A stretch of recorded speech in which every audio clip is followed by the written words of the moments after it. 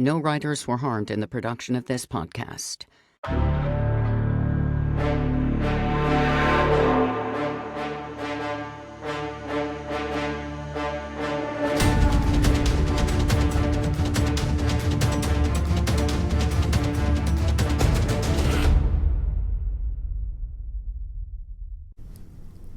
From the Writer's Dossier Podcast studio, writer's room, and occasional speakeasy, this is the Dossier Podcast. I'm your host, Jeff Circle. Today in the interrogation chair, it's T.D. Donnelly, where he talks about his debut novel, Year of the Rabbit. He explains what it's like writing books after 30 years as a Hollywood scriptwriter, and he survives our rapid-fire questions where we discover even more about him. You learned about him first in his unredacted dossier. Now, we finally have him in person where we have ways of making him talk. Welcome to the Dossier Podcast.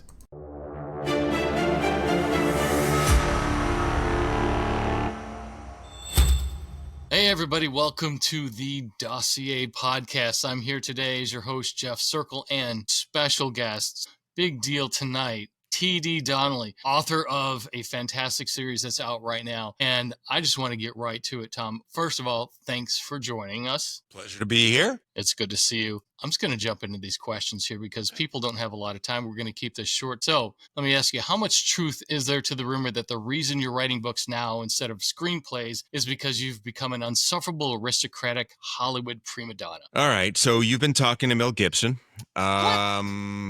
It's not true. I mean, listen, individually, all of those things you said are true, but collectively, it is not true. And if you think that those three things mean that I would not be hired in Hollywood, you got another thing coming. No problems being hired in Hollywood there, Tom Donnelly, folks. Okay, well, thanks for playing along. Serious question. Is the true reason you're no longer allowed at 4-star Hollywood restaurants because you threw a Gordon Ramsay level fit when your sparkling water was served at 61 degrees instead of room temperature like you like it? I mean, we heard it was like they served you 2-day-old gas station sushi and you just flipped out.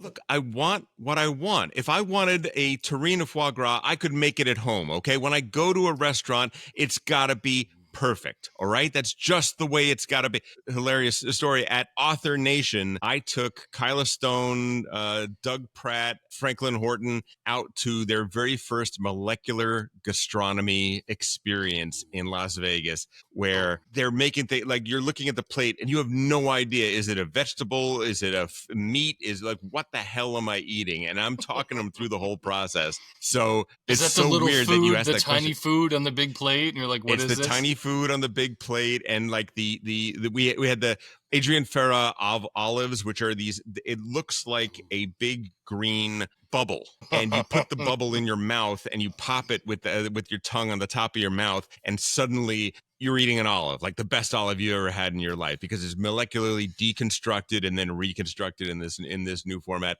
Those people went on a whirlwind of an experience with me. It was like the trippiest thing for all. I love showing new people that kind of stuff because it's like Willy Wonka, but not just for candy, for food. It's Willy Wonka type experience. So that's a great comparison. I would never treat servers badly. I love servers. Most of my actor friends have been servers or are servers. As have I. All right. Okay, well, thanks for playing along. Seriously, this time, we're here because of your debut novel, The Year of the Rabbit. It came out last year, and it's eligible for an Anthony Award nomination. So for all of our VoucherCon listeners out there with ballots still yet to fill out, why should they be nominating your book this year? Well, listen, so first things first, it's gotten an amazing reception so far. It has 120-something reviews on Amazon right now, and it's got a 4.9 review average, which I don't know if you know about that, but that is the top 0.1% of books on Amazon as far as review average goes. People are just absolutely loving it, and like I'm kind of blown away by the reaction that it's been getting right there. Listen, I've been a professional writer for 30 years, so it's kind of a weird thing to be in the category of first novel, right? You know, like, oh, it's you're a nominee for a first novel. I've been writing, with no day job for 30 years now, and so at on the one hand, tremendously inexperienced, my first novel. On the other hand, 30 years of writing in the trenches of Hollywood. I would expect that it would be good, but the reception that I've gotten so far has been absolutely extraordinary. I've been so welcomed by not just readers, but also other writers, other novelists, and folks like you, Jeff. I've been really blessed. And storytelling too. I mean, we'll get into this a little bit more down the road, but either way, you're telling a story. It's just in a different medium. Exactly. Yeah. And listen, people say things about one medium or another. Novel writing is a joy. I mean, I all of the restrictions, all of the things that I can't do in screenwriting, suddenly I can describe a character's internal state. I can get in their head. I can explain their emotions without having to craft this like perfect line of dialogue that gets it out there. It's amazing. Well, that's a perfect lead in to what I was going to say next. And you revealed in your dossier last year, it's available at thewritersdossier.com. They can look it up. There are a lot of restrictions in writing a Hollywood screenplay, but writing a novel is what you called a freeing experience. And you just about said the same thing right now. So folks, that's how honest this guy is. Now, the Year of the Rabbit is out, and you have something else coming out this summer. What's the ratio of novels to screenplays in your future? I know you can't talk about everything you've got going on because of NDAs and everything, but all these screenplays, 30 years of writing, debut novel, you've got another book coming out. So what are you focusing on most? Well, I mean, it's a really good question. And the answer is, I don't know. I mean, the reason that the novel came out last year was because there was a Hollywood writer's strike. And for 6 months, all the producers and the multi-billion-dollar corporations that are the movie business told me, hey, you can't write screenplays. But they didn't tell me I couldn't write a novel. So I did.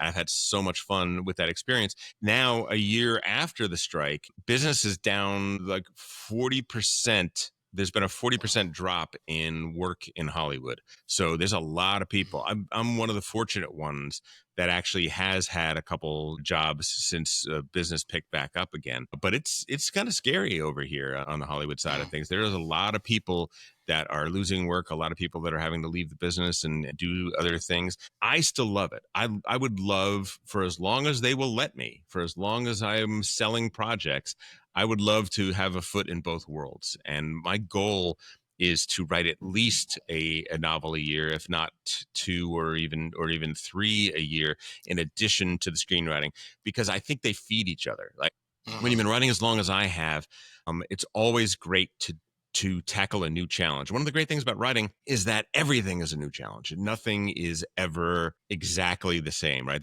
I've never written a project that I could bring more than 80% of what I know into it. There's always at least 20% of new discovery that I have in that particular experience. Like, oh, wow, that's a character that I've never written before. Wow, the plot is going in a direction that I've never quite gone before. Oh, wow, this is an ending. I've never seen this ending, let alone written this ending before. It keeps me young, it keeps me fresh, and I love it. And the fact that novels are such a different experience, I'm like a kid in a candy store again, and I love it. Well, we love it too. And people should know, folks, remember the name T.D. Donnelly. You've worked on some big budget movies like Marvel's Doctor Strange, Clive Cussler's Sahara with Matthew McConaughey, Conan the Barbarian, and many others. So Winding Road Stories is a traditional and innovative publishing company located in New York City.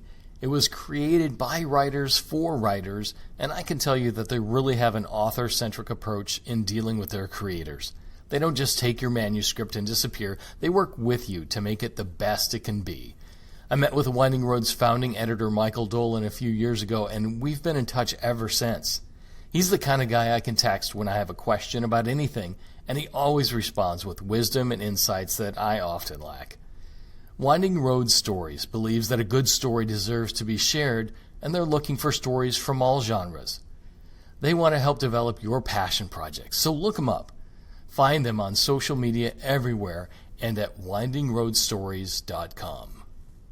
Big payday aside, what's more appealing? Working with the A-list Hollywood elite, the best of the bees or the up-and-coming new actors just starting out? You know what? It's not even in that category. It's like person to person. Individual experiences are all different. Like they say, never meet your heroes, and in some cases that is absolutely true. In some cases, couldn't be farther from the truth. I did 2 projects with Jackie Chan in the last 3 years, and that guy is a legend in so many different ways. And meeting him, I was really, really worried. I was like, oh God, is he just gonna shatter all of my hopes and dreams for him? He was the nicest, most collaborative, sweetest. Like I'm pitching him in the room the story that we're writing for him and with him, and he's up out of his seat, and he is literally crafting with his body moments and scenes and interactions that he wants to put into the story. And it was absolutely phenomenal. I mean, he's like 70 years old. He's like an old guy, and he has the physicality of a 20-year-old. It was amazing to see him coming up with things, and the way his process, which is kinetic. He's like a completely kinetic learner, and he's crafting his character through movement, and it was just absolutely astonishing. So I'm not sure if that answers your question, except to say that at the top of their game, some of these people, and I put McConaughey into that category as well, are generous because they know they're comfortable in what they're doing. They know they love what they're doing, and they want to feed you everything they can so that you can give them the best that you can do. And that's the best experience in the world. All right. Okay, so we haven't talked about Malcolm Chaucer. Tell us about Malcolm Chaucer. And I mean, I'm going off script here. I don't ask typical questions. How did you come up with? What's your process? All that stuff. But after 30, are you a pantser or a plotter? After 30 years of writing and coming up with stories and building scenarios and doing dialogue and setting scenes, all that stuff for screenplays, has it all come to this? Is this the guy you wanted to create? Is this the guy you always wanted to write? All of that you've written over the last 30 years, is this just the beginning for you?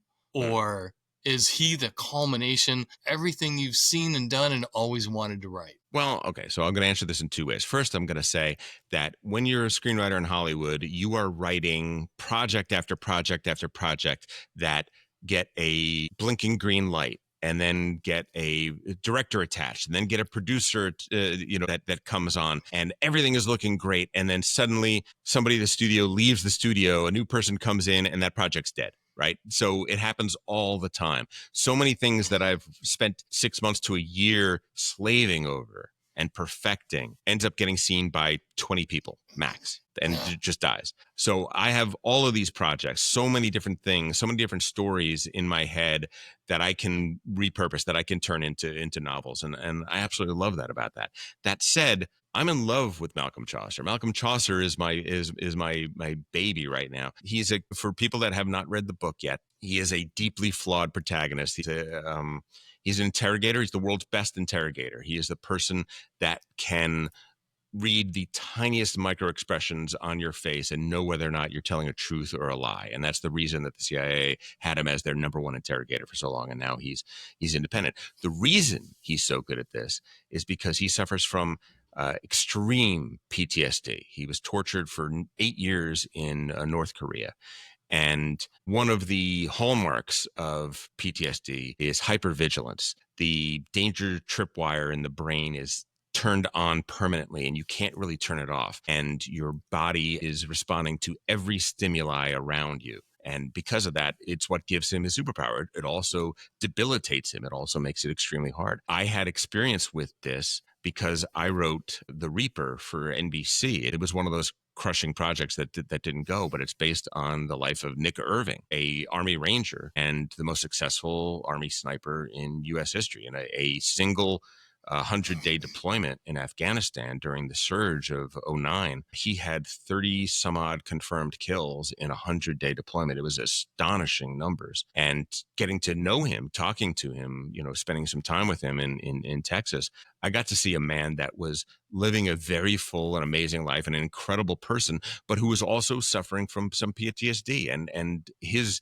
ability to talk to me about that and describe what that was like. That a lot of Nick Irving is in Malcolm Chaucer. And I just thought that's such an interesting character that I haven't seen before. I haven't seen anybody quite do that. You know, I've seen Sherlock, the British TV series, where basically they say, what if Sherlock was in present day and he's basically autistic, right? He has a very high functioning autism, and that's what makes him so special. Or the Agatha Christie movies that are coming out right now with Kenneth Branagh, right? He's got OCD. OCD is what makes Hercule Poirot so good at what he does. And I thought, why not take the experience of a serviceman with PTSD and turn that into a character, just move it into the CIA and have that character be indelible, hopefully. Wow.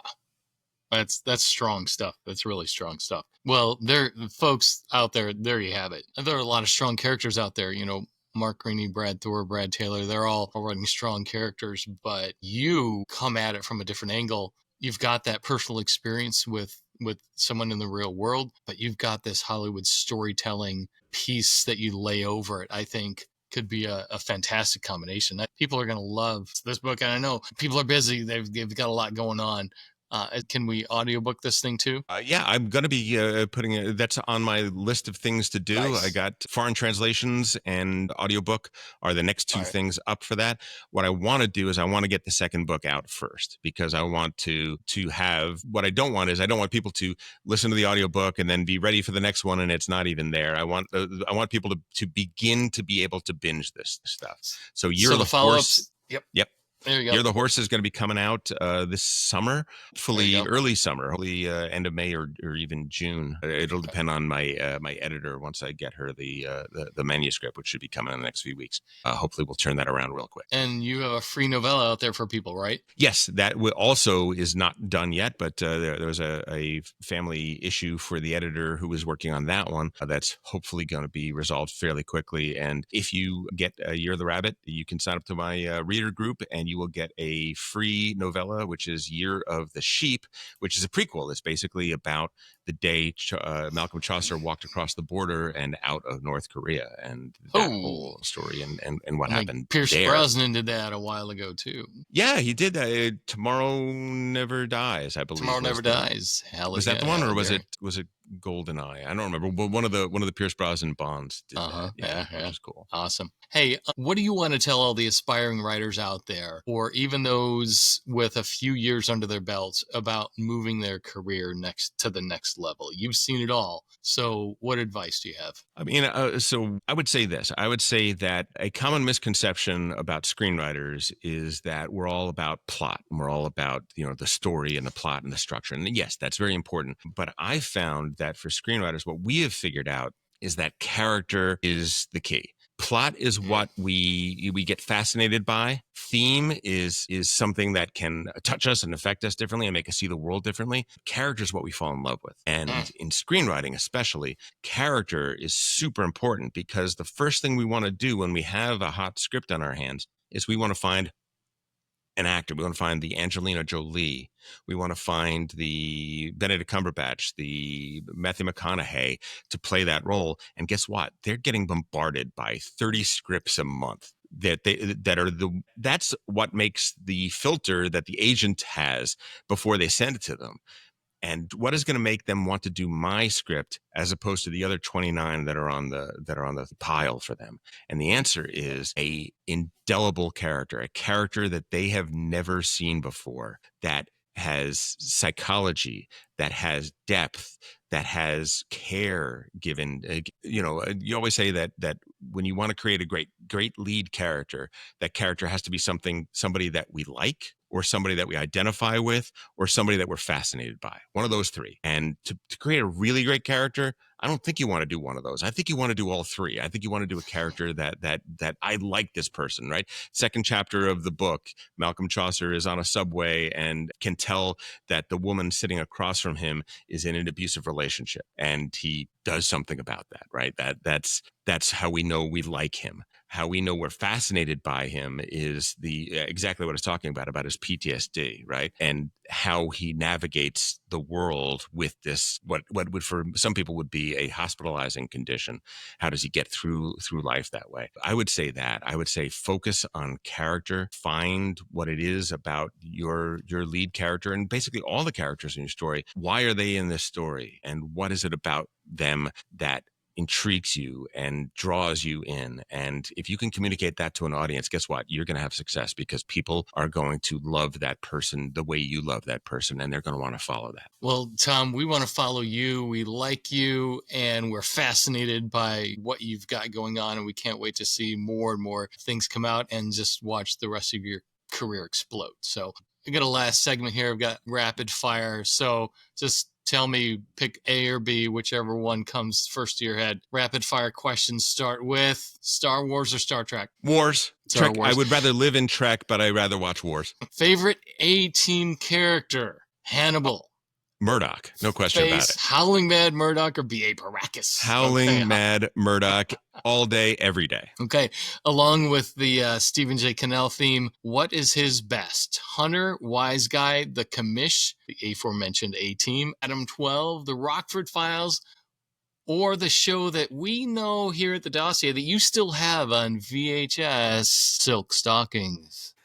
That's an easy one for me. Rockford Files is one of the best shows that so many people have not seen. If you want to see James Garner, who is an astonishingly good actor, at the absolute top of his game, playing a down and out PI that is just has to survive by his wits. It's an astonishingly great series. So due for love that it never quite got. Absolutely. Agreed. There's no question. James Garner, just a side note, I had the chance to be an extra in the movie The Notebook, and he's phenomenal. Such a good man. That's but awesome. Anyways, that's it. Tom, thank you for joining us. People can follow you on social media. You're all over the place, and they can follow you and sign up at tdonnelly. We're going to have all the contact information in the show notes, and for an in-depth interview on this amazing screenwriter turned novelist, T.D. Donnelly, you can find his unclassified, unredacted dossier at thewritersdossier.com. Tom, anything else? Nope, just You're the Rabbit, available on Amazon, and I look forward to seeing you in New Orleans at BoucherCon. Can't wait. Can't wait. We had a lot of fun last year, and I hope everyone who's listening, who goes, turns in that Anthony Award ballot and puts your name right on there for War, You're the Rabbit. Tom, thanks for joining us. You bet. Thanks, Jeff. Bye, everybody.